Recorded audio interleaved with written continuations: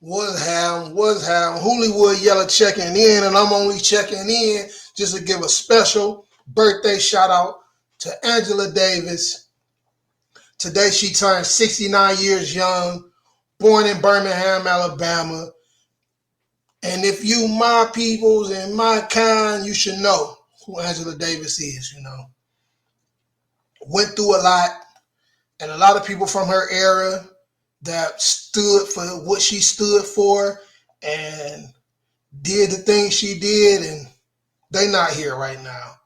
They not here right now. She's still out here doing her thing, still teaching and letting it be known. And it's a beautiful thing. Like I say, we don't have too many people that's from that era that was really about that life. They talk about they about that life now, but no, she was about that life. She was really about that life. And just glad she's still here, pushing, and still doing her thing. Still doing her thing, man. And it's a beautiful thing. This is the famous photo. Everybody know this photo. They still hate it to this day. Hate her with a passion. What a passion. What a passion. Her in the set. Tupac auntie. But yes, man. I just came to do this video to get her that birthday shout out, And I love you. Always loved you. Love ya.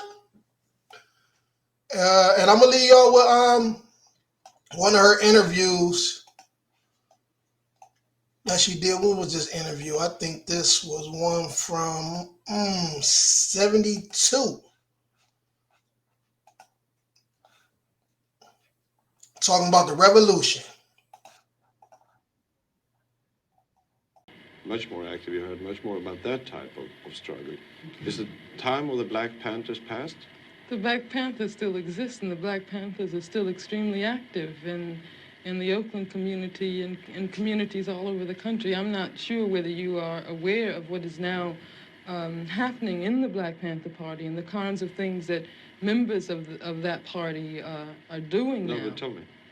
First of all, if you're going to talk about a revolutionary situation, you have to have people who are physically able to wage revolution, who are physically able Say to that again. physically able to do all that is done.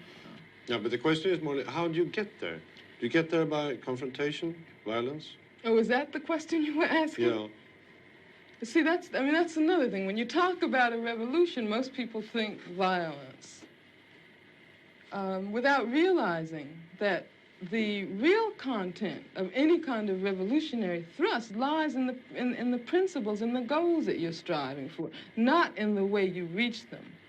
On the other hand, because of the way this society is organized, because of the violence that exists on the surface everywhere, you have to expect that there are going to be such explosions. You have to expect things like that as reactions.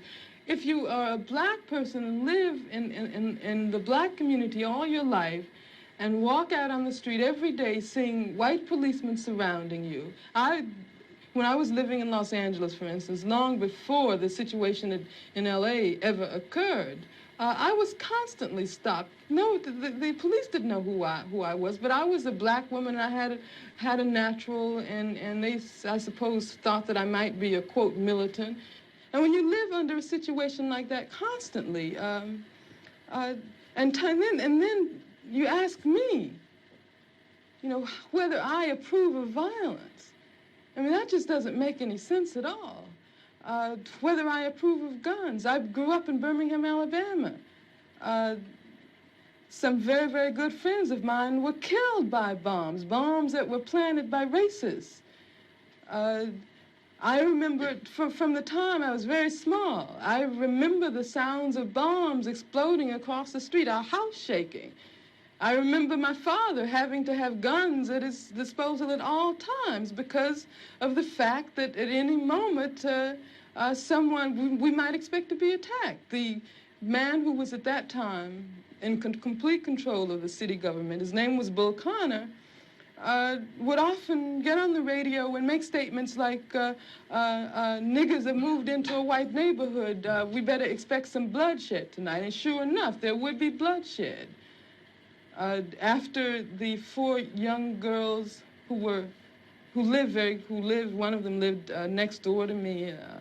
I was very good friends with the sister of another one. My sister was very good friends with all 3 of them. My mother taught one of them in her class. My mother, in fact, when the bombing occurred, one of the mothers of one of the young girls called my mother and said, can you take me down to the church to pick up Carol?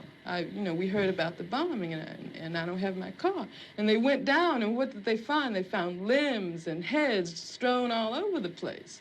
And then after that, in my neighborhood, all of the men organized themselves into an armed patrol. They had to take their guns and patrol our community every night because they did not want that to happen again.